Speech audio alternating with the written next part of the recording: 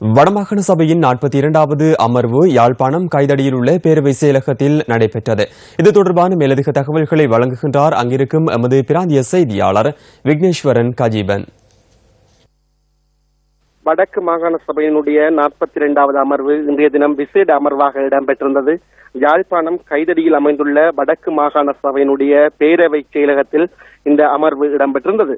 இந்த அமர்விலே குறிப்பாக 2015ஆம் ஆண்டின் 2ஆம் இலக்க கல்வி நியதி சட்டம் இன்றைய தினம் சபையிலே சமர்ப்பிக்கப்பட்டு அங்கீகாரத்தை பெற்றுகின்றது. குறிப்பாக இந்த நியதி சட்டம் 2015ஆம் ஆண்டு 4ஆம் மாதம் அளவில், அதாவது 28வது அமர்விலே சபையிலே சமர்ப்பிக்கப்பட்டிருந்தது.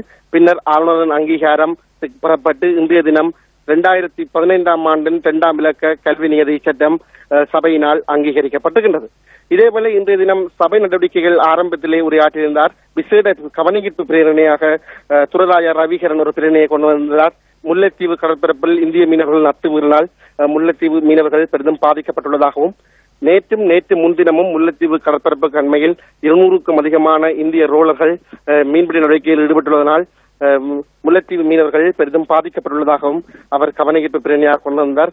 மீனவர்களுடைய பிரச்சினை வடக்கு மாகாண சபையும் மத்திய அரசு முனைந்து இந்திய மீனவர்கள் அத்துமீறலை உடனடியாக தடுத்து நிறுத்த ஒரு ஆக்கப்பூர்வமான நடவடிக்கையை முன்னெடுக்க வேண்டும் என்ற ஒரு கவனஈர்ப்பு பிரேரணையை கொண்டு வந்தார்.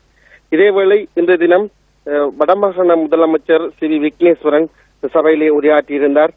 குறிப்பாக வடக்கு மாகாண சபைக்கு அனுமதிக்கப்பட்ட ஆளணி வெற்றிடங்களை நிரப்பும் பொருட்டு நடாத்தப்பட்டிருந்த போட்டி பரீட்சைகள் மற்றும் நேர்முக தேர்வு ஆகியவற்றின் அடிப்படையில் இணைந்த சேவை பதவிகளுக்காக மொத்தம் 700 வெற்றிடங்களை அடுத்த ஆண்டில் நிரப்புவதற்கான நடவடிக்கைகள் வடக்கு மாகாண சபையினால் முன்னெடுக்கப்பட்டு வருவதாகவும் சபையிலே உரையாற்றியிருந்தார். இதனை அடுத்து கல்வி நியதி சட்டம் தொடர்பிலான வாத பிரதிவாதங்கள் இடம்பெற்று கல்வி நியதி சட்டம் சபையினாலே அங்கீகரிக்கப்பட்டிருக்கின்றது. வடக்கு மாகாண சபை கரட தொகுதியிலிருந்து நியூஸ் செய்திகளுக்காக